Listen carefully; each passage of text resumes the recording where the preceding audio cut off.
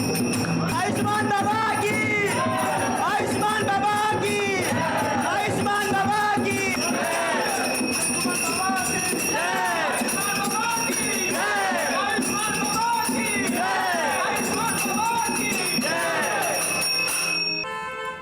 ये मेरी पत्नी है बाबा, डिप्रेशन का शिकार हो चुकी है, दिन रात दुखी रहती है बाबा, घर में बहुत क्लेश होता है, कृपया इसका इलाज कीजिए, हम लोग बहुत परेशान हैं बाबा।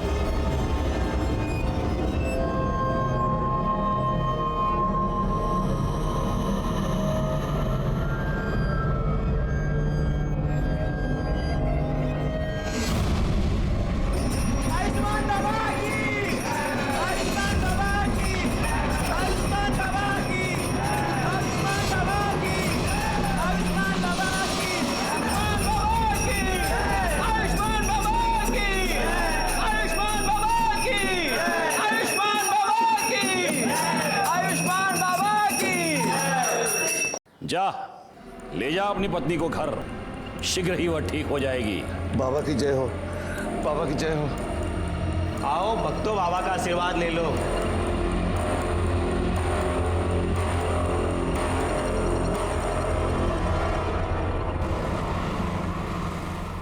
पानी और एक गिलास। आंटी,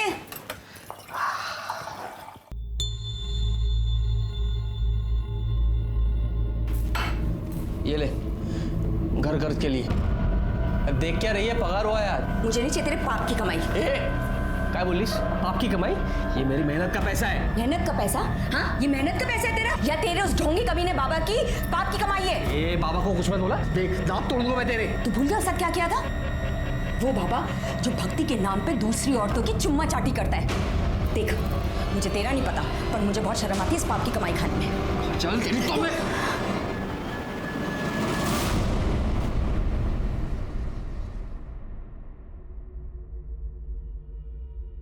सुनिए, मुझे कुछ पैसे चाहिए थे।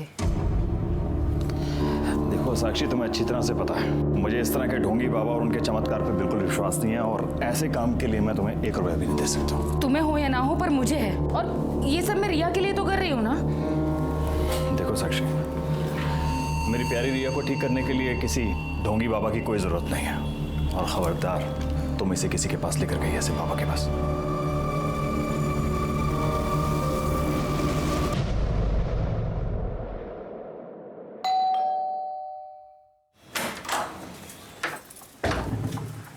काजल, थोड़ी सी शक्कर मिलेगी?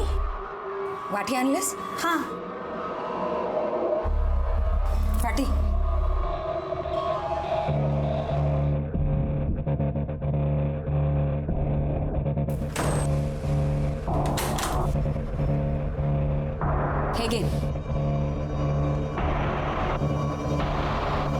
और कुछ भी चाहिए?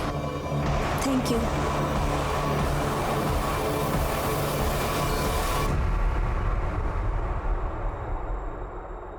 ठीक किया जो तुम इसे मेरे पास उपचार के लिए ले आई। बाबा, मेरी रिया चल तो सकेगी ना? अवश्य।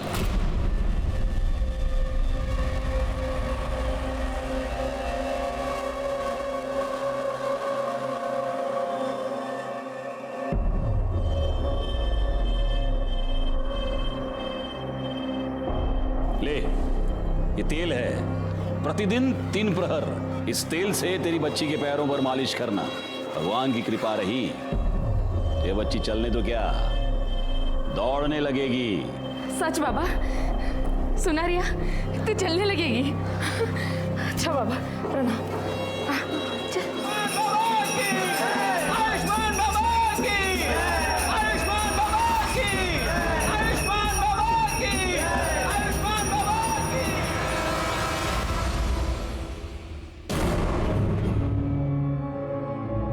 रिया बेटा, बेटा क्या हुआ? बाप रे, क्या हो गया है लोगों को? इतने घटिया लोग भरे पड़े हैं ना, रेप पर रेप के केस आ रहे हैं। अब 60 साल के बुड्ढे ने एक 20 साल की लड़की का रेप कर दिया, बताओ। रिया, रिया बेटा, रिया बेटा क्या हुआ? क्या हुआ बेटा? रो क्यों रो? क्या हुआ? ओ बेटा मुझे बताओ। अरे किसने कुछ कहा क्या? मुझे बताओ ना, क्या हुआ? अरे भाई ये रो क्यों रही है? क्या हुआ?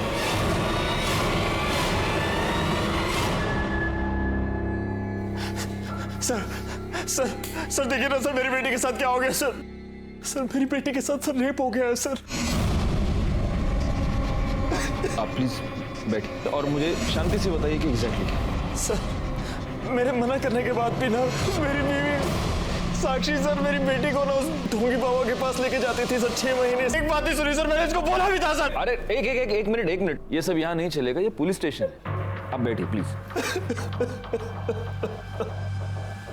मैडम आप बताइए क्या हुआ? सर रिया के पैर बहुत कमजोर है, सब कुछ करके देखे लेकिन कोई फर्क नहीं पड़ रहा था। तब मैंने बाबा के बारे में सुना, हमें रिया को उनके पास लेकर गए। बाबा ने इसकी नब्ज देखी और कहा कि ये ठीक हो सकती है। बाबा ने मुझे एक तेल दिया और कहा कि मैं उससे रिया के पैरों की मालिश कर, लेकिन उससे भी कोई फर्क नहीं पड़ रहा था। मैंने बाबा को बताया तो उन्होंने कहा कि शायद मैं ठीक से मालिश नहीं कर रही हूँ, मैं रिया को उनके पास लेकर जाऊँ, वो मुझे सही तरीका बताएंगे। पहले तो मैं डर गई कि कोई अनजान आदमी मेरी बेटी के पैरों को हाथ लगाएगा। मेनका। जी बाबा। मेरी आंखों पर पट्टी बांधो।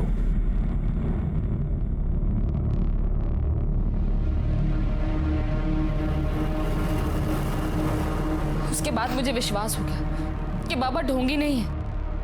लेकिन फिर 3 महीने पहले बाबा, वो आज मेरे पास फीस के लिए पैसे नहीं हैं। अरे रे रे रे रे रे रे रे, पैसे नहीं है तो कोई बात नहीं, अब पैसा ही सब कुछ थोड़ा ना है, क्यों बाबा, है ना? अब पैसा नहीं है तो उसके बदले कुछ और देना पड़ेगा। अलग चीज मतलब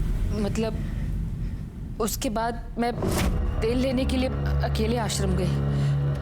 वहां पर उन्होंने मुझे वेटिंग रूम में बैठने को बोला।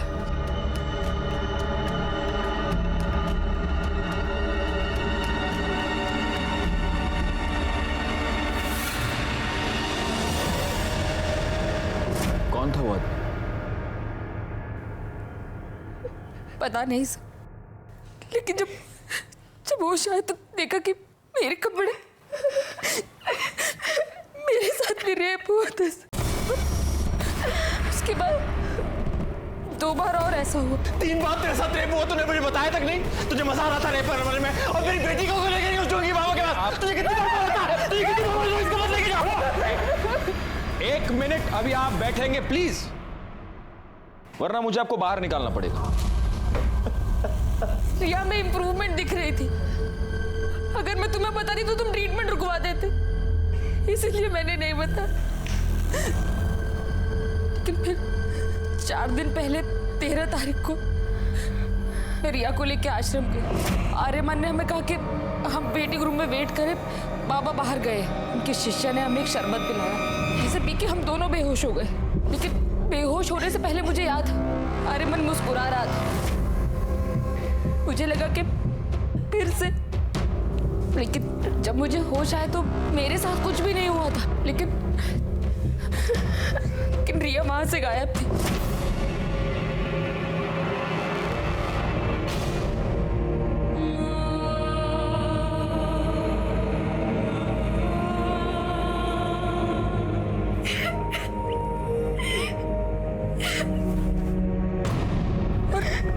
रिया मुझे ट्रीटमेंट रूम में मिली। मैंने आर्यमन से पूछा कि उसने ऐसा क्यों किया, तो उसने कहा कि उसने तो रिया को हाथ तक नहीं लगाया। लेकिन मैं जानती हूँ सर कि आर्यमन ने मेरे रिया के साथ रेप।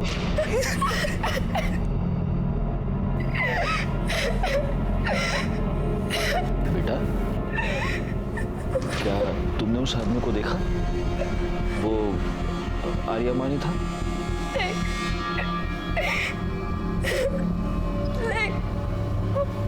आर्यमन नहीं, आयुष्मान बाबा थे। मुझे याद है, बेहोश होने से पहले जो आदमी मेरी तरफ आ रहा था, उसे वही चोला पहना था जो आयुष्मान बाबा पहनते। इंस्पेक्टर सर प्लीज उस बाबा और उसके बेटे को अरेस्ट कर लीजिए प्लीज सर। प्लीज सर, हमें न्याय दिलवा दीजिए प्लीज सर।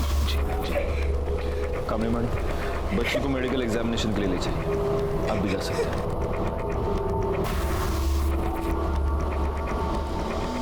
बैकवर्ड, हम चल के इस आयुष्मान बाबा से मिलते हैं।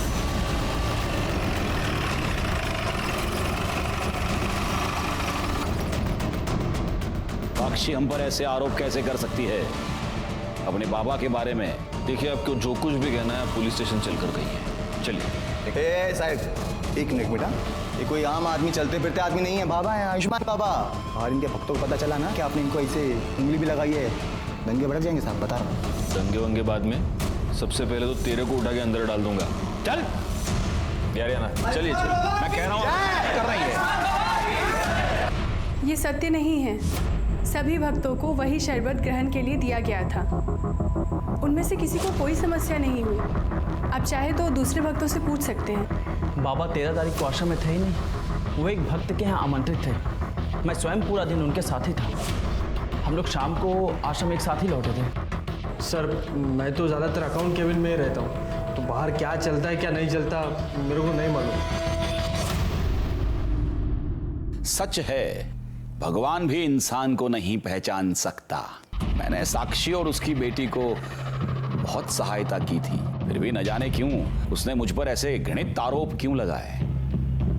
लेकिन आपको क्या लगता है बाबा, मतलब क्यों लगाए होंगे उसने ऐसे घृणित आरोप आप पर? एक ही कारण हो सकता है। अच्छा, मेरे उपचार के पैसे देना नहीं चाहती होगी, अन्यथा मदद जो करता है उसे ऐसे प्रत्युत्तर में ऐसे घृणित आरोप कोई नहीं लगाता।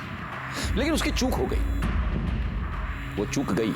13 तारीख को पूरा दिन हम आश्रम में थे ही नहीं। सर, इसके असिस्टेंट गणेश ने भी यही कहा कि ये लोग शाम को वापस आए थे। क्योंकि यही सत्य है, हमारा शिष्य गणेश पूरा दिन हमारे साथ था, और जिस भक्त के यहां हम पूरा दिन उपस्थित थे, आप उनसे भी पूछ सकते हैं। दोनों को आशीर्वाद है मेरे। अब हम यहां से प्रस्थान करेंगे। अरे नहीं नहीं नहीं नहीं, प्रस्थान वस्थान आप कुछ नहीं कर सकते अभी। क्या है बाबा, आप रेप अक्यूज्ड हैं, तो अब आप यहीं रहेंगे। बैकवर्ड, बाबा को उनकी कुटिया दिखा दो। अब अगले कुछ दिन तक भजन पूजन कीर्तन कीर्तन वहीं पे ले जाओ। चलिए। देखिए ये गलत है।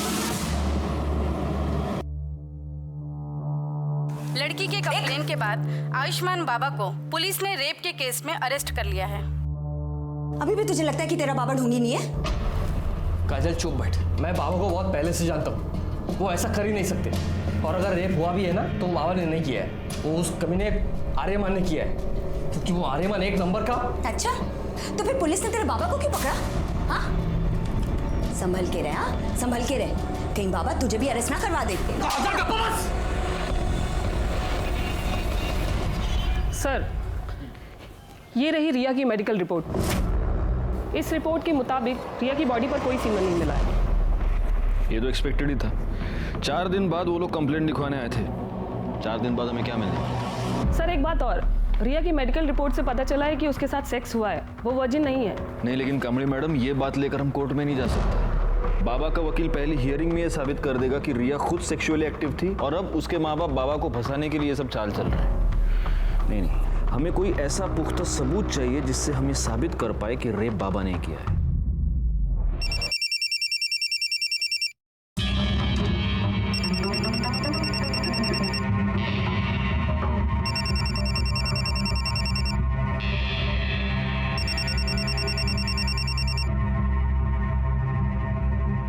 हेलो, तेरी हिम्मत कैसे हुई बाबा के खिलाफ कंप्लेंट लिखवाने की? भूल गई बाबा कौन है? या तो कंप्लेंट वापस ले, वरना हम तुझे और तेरी बेटी को छोड़ेंगे नहीं। नहीं, मेरी बेटी को कुछ मत करना। वो कौन है? कौन है? कौन है? कौन बोल रहा है? हिम्मत है तो सामने आके बात कर। अरे फोन पे क्या धमकी दे रहा है? आ सामने। हेलो हेलो, काट दिया। जो भी ऐसे छोड़ूंगा। कहाँ जा रहे हो? अरे पुलिस को इन्फॉर्म करने जा रहा। नहीं, उसने धमकी दी है। साक्षी, तुम अब भी नहीं समझ रही हो, हमें पुलिस को इन्फॉर्म करना पड़ेगा। ये सब बंद होना चाहिए। नहीं, आप मेरी बात सुनिए ना। साक्षी प्लीज, देखिए मेरी बात सुनिए प्लीज साक्षी।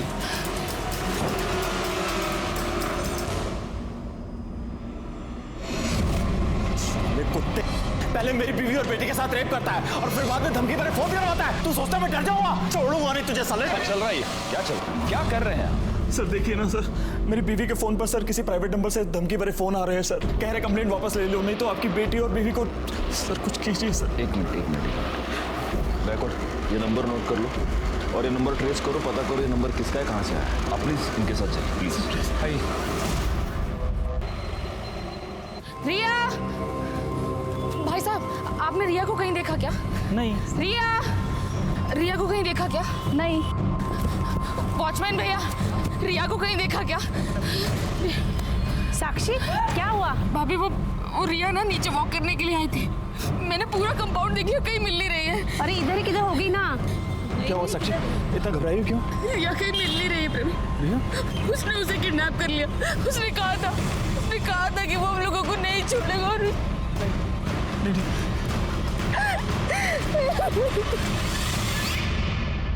हरामखोर, रिया का रेप तूने किया है ना, मुझे सब पता है। क्या रे बड़ऊ, मैं किया है, क्या लगा के रखा है? लड़की ने देखा तेरे को, स्टेटमेंट में नाम तेरा, तो मैं कैसे किया है हा?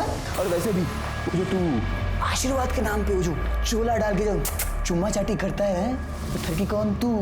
तो रेपिस्ट कौन? तू, मैं नहीं, समझा? बकवास बंद कर, मुझे सब पता है। बाबा को मिर्ची लगी रे बाबा को मिर्ची। लेकिन क्या करे, मैं देखा रे तेरे को उस दिन आश्रम आते हुए। झूठ बोल रहा है तू। उस दिन मैं आश्रम में था ही नहीं, मैं तो शाम को लौटा था। ये जो तेरी झूठ की खिचड़ी है ना, ये तो येड़ा गणेश है ना, उसके साथ मिलको पुलिस से गया, मेरे को नहीं। मैं देखा तेरे को उस दिन शाम को वापस आते हुए भी, और रिया के साथ कमरे में करते हुए भी। हाँ, तो मेरे साथ ना शांतपंती नहीं। चल जा जा जा जा। बाबा वो साक्षी ठाकुर आई है, बहुत शोर मचा रही है और तमाशा भी कर रही है, जल्दी चलिए।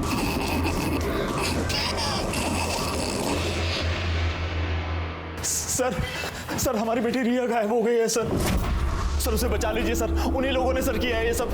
लेकिन कब से गायब है वो? सर वो शाम को 5 बजे रोज की तरह नीचे वॉक करने गई थी। अपना फोन भी घर पर भूल गई। जब 6 बजे तक घर नहीं आया तो मैं नीचे दिखने के लिए गई। पूरी बिल्डिंग, पूरा कंपाउंड, सब जगह दिख लिया, लेकिन रिया कहीं नहीं मिली। सर उस बाबा ने ये किडनैप किया है सर मेरी बेटी को बचा लीजिए सर। देखिए आप निश्चिंत रहिए, हम जरूर रिया को ढूंढ निकालेंगे।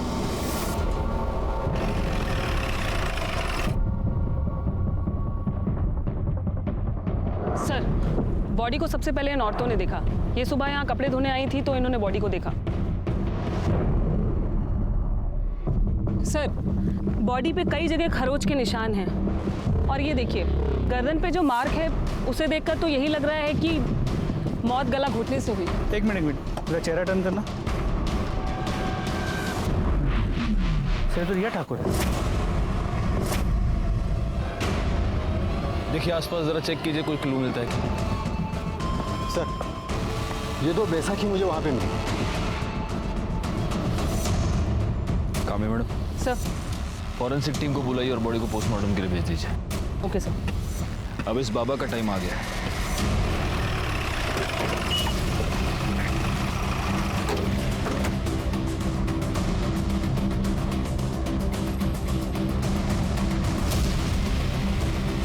या तो ताला लगा हुआ। सुनिए, ये इस आश्रम को ताला क्यों लगा हुआ है? पता नहीं साहब, हम तो जब सुबह दुकान पे आए तो देखा कि ताला लगा है। बैकवर्ड, एक काम करो, ये बाबा, उसका बेटा, इस आश्रम के लैंडलाइन नंबर्स सब फोन टैप करो और ये पता करो कि इस बाबा की और कहाँ प्रॉपर्टी है, और जरा इस बाबा के भी डिटेल्स निकालो। ये ओरिजिनली कौन है, कहाँ से आया है, और ये सारी डिटेल्स मुझे जल्द से जल्द चाहिए।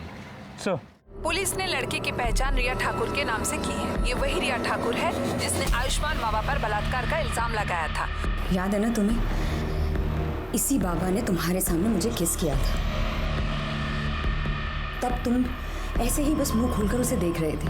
तुम्हारी इन्हीं हरकतों से ना उसे बढ़ावा मिला है। और आज देखो, उसने एक छोटी सी बच्ची को मार के फेंक दिया। पर तुम आज भी ना बस ऐसे ही खड़े रहना, कुछ मत करना और जाप लगते रहना कि तुम्हारा बाबा इनोसेंट है ना? सर कल रात को जब ड्यूटी खत्म होने के बाद आप घर चले गए तो एक आदमी ने कॉल किया था। वो कह रहा था कि रिया मर्डर केस के बारे में कुछ जानता है और आपको बताना चाहता है। मैंने उससे कहा कि आप घर चले गए तो उसने कहा कि मैं दोबारा कॉल करूंगा। उसने फ़ोन कट कर दिया और अभी तक उसको कॉल नहीं है। मैं सुबह से ट्राई कर रहा हूँ उसको कॉल करने की, लेकिन मोबाइल स्विच ऑफ आ रहा है। जोशी, पता करो ये नंबर किसका है। हो सकता है इससे हमें कोई इंपॉर्टेंट लीड मिले। Yes sir. रिया ठाकुर की पोस्टमार्टम रिपोर्ट के मुताबिक पहले उसके साथ रेप हुआ था, फिर 18 तारीख की शाम 7 और 8 बजे के बीच उसका गला घोट के उसे मार दिया गया। बॉडी पर सीमेन या कोई ऐसी चीज मिली जिससे मर्डरर को आइडेंटिफाई कर पाए? नहीं सर, बॉडी की फोरेंसिक रिपोर्ट 2 दिन बाद आएगी। 2 दिन? ठीक है, तब तक वेट करते, हो सकता है उससे कोई क्लू मिले। सर आयुष्मान ट्रस्ट के नाम से आयुष्मान बाबा की 4 प्रॉपर्टीज है, बोरीवली, दहिसर, वसई और विरार में। लेकिन चारों प्रॉपर्टीज में कोई रहता नहीं है, वहाँ पे ताला लगा हुआ है। गायकवाड़, एक काम करो, इन चारों जगहों पर सिविल में अपने आदमी रख दो 24 घंटे। पता नहीं क्यों मुझे ऐसा लगता है कि बहुत जल्द यहाँ पर कोई रहने आएगा। सर, हमने आयुष्मान बाबा की डिटेल्स निकाली तो पता चला कि ओरिजिनली वो विरार का रहने वाला है और कुछ साल पहले किसी रामनारायण तिवारी नाम के वैद्य को असिस्ट कर रहा था, उसका कंपाउंडर था। गायकवाड़, एक काम करो, इस रामनारायण तिवारी वैद्य से पूछताछ करो और इस बाबा के बारे में जितनी डिटेल्स हो सके उतनी डिटेल्स निकालो। सर, वो हमारे पास 3 साल काम किया था, हमने उसको सब सिखा दिया था। मालिश करना, हड्डी बिठाना और आयुर्वेद तरीके से उपचार करना, दवाई बनाना भी। लेकिन था बड़ा होशियार, हर काम फटाफट सीख जाता था। लेकिन उसे एक आदत थी, वो आयुर्वेद और एस्ट्रोलॉजी की किताब पढ़ने का बड़ा शौक था। जरा सा भी समय मिले किताब खोल के पढ़ने लगता था। फिर एक दिन आया, कहने लगा कि हम कल से काम पर नहीं आएंगे। हम कहा काहे? बहुत उससे कहा कि रुक जा, लेकिन नहीं रुका, वो चला गया। 1 साल बाद सुनने में आया कि साकिब खान जो है आयुष्मान बाबा बन गए। एक मिनट, ये साकिब खान कौन है? अरे वही आयुष्मान बाबा जो है, वही साकिब खान है। मुस्लिम से हिंदू नाम बदल के बाबा बना। और ये आर्यमन उसका बेटा इमरान। हाँ, जब उसकी जोरू मरी तो इमरान 2 साल का रहा होगा। तो इसने माँ का भी प्यार दिया, बाप का भी प्यार दिया। बहुत लाड करता था और लाड प्यार के चक्कर में लड़का खराब हो गया। अच्छा, ये आयुष्मान बाबा मतलब आपका साकिब खान जब ये आपके पास काम किया करता था तो जो महिला इलाज करवाने के लिए आती थी उनके साथ कभी उसने बदतमीजी की थी? ना, कभी कोई बदतमीजी नहीं। अच्छा, उसके किसी रिश्तेदार को आप जानते हैं? नहीं, बस परिवार का मालूम था, सो हमने बता दिया।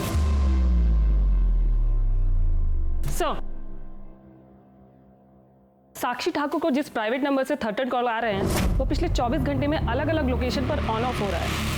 आपने ट्राई करके देखा? हाँ सर, हमने कई बार ट्राई किया पर हर बार ऑफ बता रहा है। और सर एक बात और, ये नंबर सूरज यादव के नाम पर रजिस्टर्ड है। हमने उसके घर का भी पता किया पर वो एड्रेस भी फेक निकला। आप लगातार ये नंबर ट्राई करते रहिए और उसकी लोकेशन ट्रेस कीजिए। सर, कल रात को जिस नंबर से कॉल आया था वो मोबाइल नंबर किसी निखिल परांजपे के नाम पे रजिस्टर्ड है। निखिल परांजपे? Yes sir. निखिल परांजपे तो आयुष्मान बाबा का अकाउंटेंट है, यानी कि वो हमें कोई इन्फॉर्मेशन देना चाहता है। हम यहाँ बैठे बैठे उसके फोन का वेट नहीं कर सकते। कामड़ी मैडम, एक काम कीजिए, आप फौरन जाके निखिल परांजपे के बारे में पता कीजिए। Yes sir.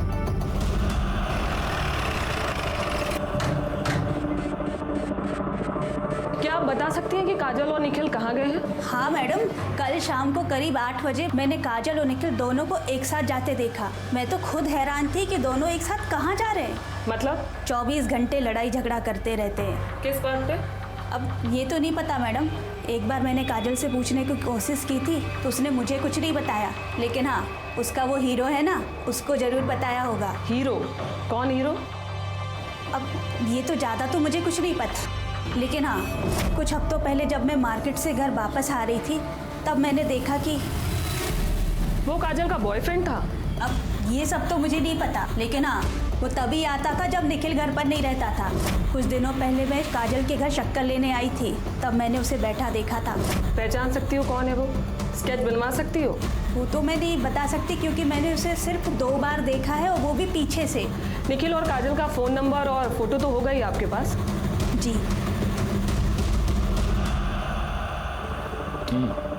मतलब आयुष्मान बाबा सादिक खान है जो फ्रॉड करने के लिए एक हिंदू बाबा बना। गायकवाड़, मैंने तुम्हें उसके प्रॉपर्टीज पर नजर रखने के लिए कहा था, उससे कुछ पता चला? नहीं सर, अब तक तो वहाँ कोई भी नहीं आया और आसपास के लोगों से पूछताछ की तो समझा कि उन प्रॉपर्टीज में हमेशा ताला होता है। वहाँ किसी को आते जाते देखा नहीं है। उसके बैंक अकाउंट चेक किए? उसे पैसे की जरूरत तो पड़ती होगी। वहाँ से भी कोई लीड नहीं मिल पाया। जब से बाबा गायब हुआ है अकाउंट्स में ना कोई पैसे डिपॉजिट हुए हैं ना ही विड्रॉ। बड़ी अजीब बात है। एक फ्रॉड बाबा गायब होता है, उसके साथ उसका अकाउंटेंट गायब होता है और साथ में अकाउंटेंट की बीवी भी गायब होती है। अच्छा, अभी कामड़ी मैडम ये बता रही है कि बीवी का किसी के साथ अफेयर चल रहा था। हो सकता है इन दोनों के बीच में बहुत झगड़े थे इसीलिए उसका अफेयर चल रहा था, या फिर उसका अफेयर चल रहा था इसलिए झगड़े थे। कोई और रीजन लगता है? सर मुझे तो लगता है झगड़े का रीजन उसकी बीवी का अफेयर ही हो सकता है। लेकिन अगर ऐसा है तो कल शाम को दोनों एक साथ कहां पर गए थे? कहीं ऐसा तो नहीं कि मर्डरर को पता चल चुका था कि निखिल पुलिस को कोई इन्फॉर्मेशन देने वाला है, इसलिए इन दोनों मियाँ बीवी को साथ में कहीं पर बुला लिया? सर मुझे लगता है कि ये निखिल काजल और उसके बॉयफ्रेंड को कन्फ्रंट करना चाहता था, इसलिए उन्हें साथ लेकर गया। मगर काजल और उसके बॉयफ्रेंड ने निखिल को गायब कर दिया और दोनों भाग गए। पॉसिबल, लेकिन फिर भी ये थियरी है गायकवाड़। हम कंफर्म ये नहीं कह सकते कि निखिल अपनी बीवी के अफेयर की वजह से गायब है या फिर बाबा की वजह से। और गायब होकर गया कहाँ? सर, गोराई के जंगल एरिया में एक लाश मिली है।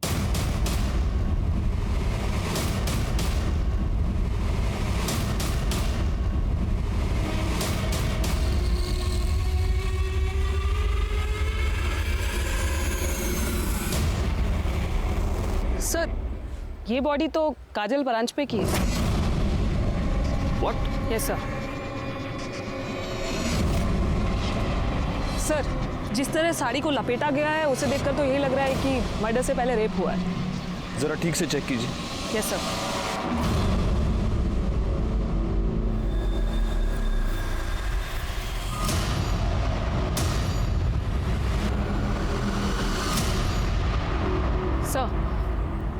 सर, ये एक नहीं 2 बॉडीज हैं। क्या? मेरा मतलब है सर, एक बॉडी में 2 डेड बॉडी। क्या बात कर रही हैं आप कामनी मैडम?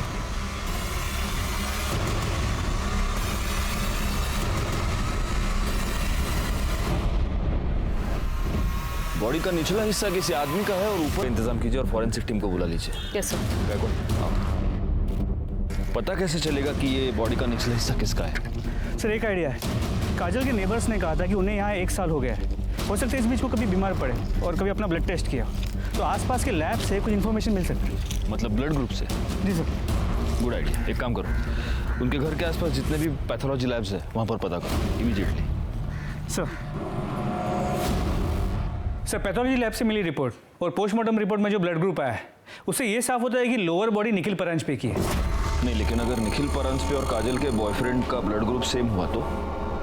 सर ये तो मैंने नहीं सोचा था।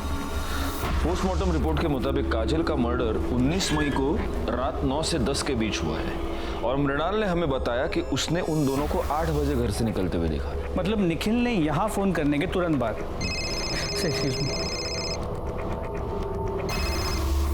हेलो, ठीक है सर। गोरे के डंपिंग ग्राउंड के पास 2 आधी कटी हुई डेड बॉडीज मिली।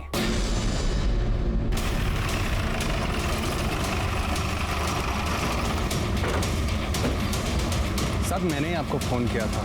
सुबह जब काम पे जा रहा था तभी ये मैंने देखा और 100 नंबर पे मैंने डायल किया। थैंक्स। जोशी, बगा। सर ये बॉडी तो निखिल की है। मतलब इसे इतना तो क्लियर हो गया कि उस बॉडी का निचला हिस्सा निखिल का था। सर, सिर के पीछे गहरी चोट है। हो सकता है मौत की वजह ये चोट ही है। सर ये देखिए।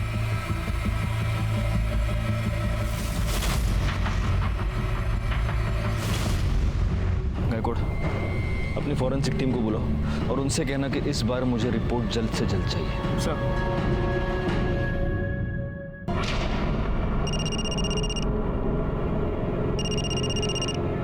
हाँ सर। कोई अपडेट? सर मैं यहाँ पे कब से नज़र रखे हुए हूँ लेकिन कोई हलचल नहीं। सर मैं यहाँ पे कब तक रुकूँ? वो बोलता हूँ मैं, लेकिन अभी के लिए वहाँ पे नज़र रखो। ठीक है सर, ओके।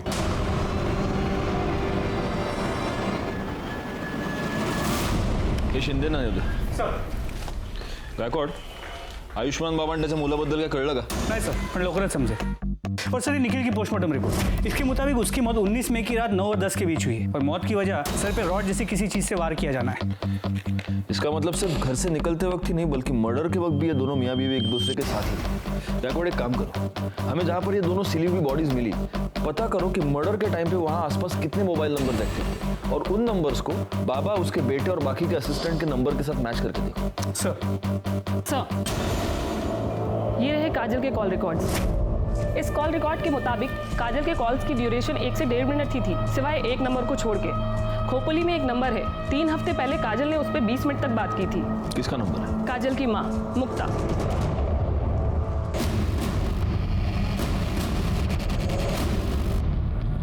बड़ी अभागन थी मेरी काजल। तिच्या नशिबात सुखच नव्हतं। हम जब पालघर के पास नांदोर गांव में रहते थे तब काजल दूसरे बिरादरी के लड़के के साथ भाग गई। पूरे गांव ने हमें बेदखल कर दिया। हम लोग दर दर भटकने लगे, कभी यहाँ गावात कभी त्या गावात। अभी 1 महीना पहले नवीन को यहाँ काम मिला। 3 हफ्ते पहले आपकी काजल से बात हुई थी? हो सर, 1 महीने पहले की बात है सर। मेरी जानने वाली को मुंबई में काजल बाजार में टकरा गई। उसने मुझे फोन किया, काजल ठीक है, और उसने काजल का नंबर दिया। मैंने सोचा मैं उससे बात नहीं करूंगी, काय करूं, माँ हूं ना। मैंने उसे फोन किया, बड़ी खुश लग रही थी वो फोन पर। उसने कहा कि वो मुझसे मिलने आने वाली है, पर नहीं, वो नहीं आई। उस निखिल के घर वालों ने मारा है साहब मेरी ताई को। साहब हमारी ताई उसे कभी पसंद नहीं थी, हम लोग अलग बिरादरी के हैं ना, इसीलिए। वैसे 19 तारीख को तुम कहाँ थे? मैं काम पे था साहब, विट्ठल और मैं साथ में ही काम पे जाते। विट्ठल कौन? हमारा पड़ोसी, इधर बाजूला रहा। निखिल की फैमिली का नांदौर का एड्रेस है आपके पास? ठीक है सर, विट्ठल ने कंफर्म किया है। 19 मई को नवीन उसके साथ सुबह से शाम तक गोडाउन में ही था। एक काम करते, निखिल के घर चलकर पता करते कि इस नवीन की बात में कितनी सच्चाई है। मैंने कितनी बार निखिल को समझाया था कि काजल तेरे लिए ठीक नहीं है, फिर भी उसने मेरी एक बात नहीं मानी। इसलिए तुमने उन दोनों का पता लगाया, उनका मर्डर किया और अपना बदला पूरा किया। क्या बात कर रहे हो साहब? मैंने खुद उन दोनों की शादी करवाई थी। बिरादरी में रहने के लिए नाटक किया था कि वो दोनों गांव से भाग गए। दरअसल मुझे पहले से ही पता था कि वो दोनों मुंबई में कहाँ रहते हैं, क्योंकि वो घर मैंने ही भाड़े पे लेके दिया था उन्हें। हर दूसरे दिन मेरी निखिल से बात होती थी। फिर मैं अपने बेटे और बहू को क्यों मारूंगा? फिर एक बार हम डेड एंड पर आकर पहुंच चुके थे। हालांकि फॉरेंसिक रिपोर्ट से यह पता चला था कि रिया के नाखून में किसी के स्किन फ्रैगमेंट्स पाए गए थे, लेकिन वो स्किन फ्रैगमेंट्स किसके थे ये पता लगाने का कोई भी तरीका हमारे पास नहीं था। दूसरी तरफ हमारी ये थियरी थी कि काजल और निखिल का मर्डर या तो काजल के लवर ने किया है या आयुष्मान बाबा ने। काजल और निखिल के मर्डर स्पॉट पर एक्टिव नंबर्स का हम इंतजार कर रहे थे, और हमें इंतजार था सूरज यादव का भी, जिसे ट्रेस करना काफी मुश्किल हो रहा था क्योंकि उसका मोबाइल नंबर लगातार ऑन ऑफ हो रहा है। ऐसे में आयुष्मान बाबा के प्रॉपर्टीज पर नजर रखने का हमारा प्लान कामयाब हो गया जब हमें यह पता चला कि उसकी वसई की प्रॉपर्टी पर कोई आया है।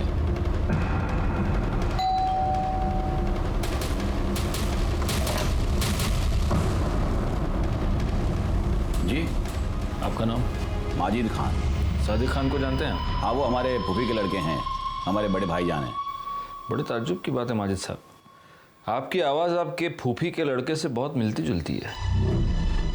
देखिए, आप हमें खामखा परेशान कर रहे हैं। हमारे बड़े भाईजान का उन्होंने जो किया है उससे हमारा कोई वास्ता नहीं है। गायकवाड़,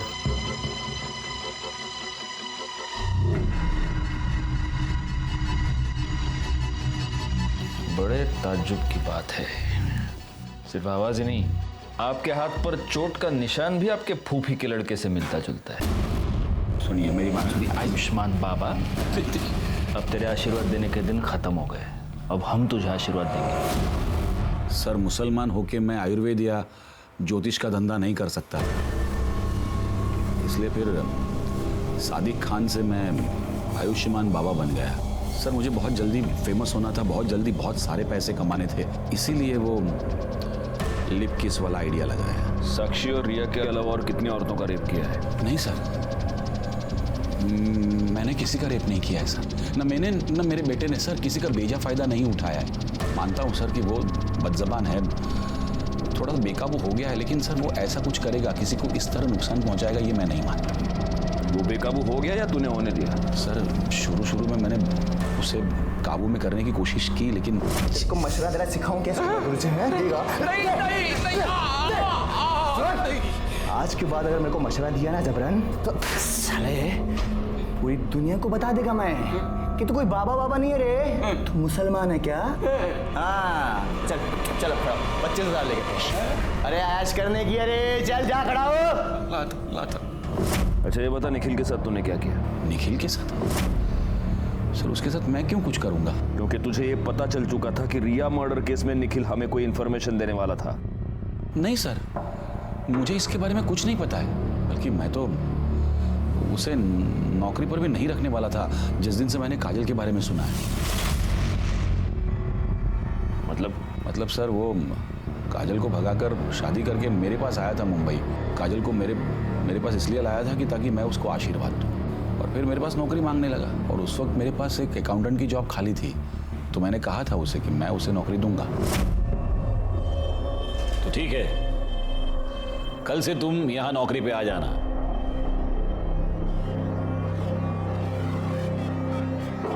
मेरी बीवी है।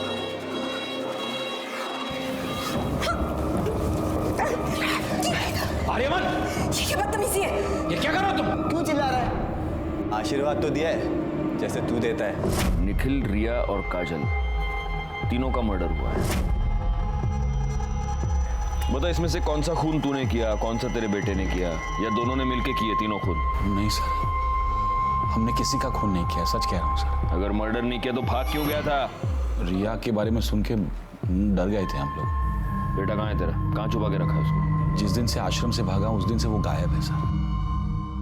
बैकवर्ड, इसका डीएनए टेस्टिंग कराओ।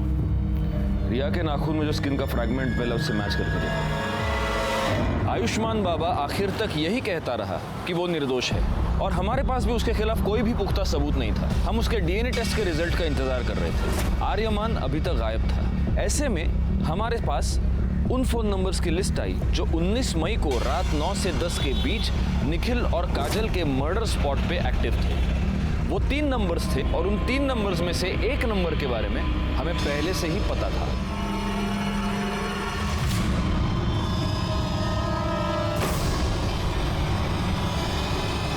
ताई की वजह से हमने बहुत दुख देखे थे साहब। मैं उससे बदला लेना चाहता था, पर पता नहीं था कि वो कहाँ रहती है।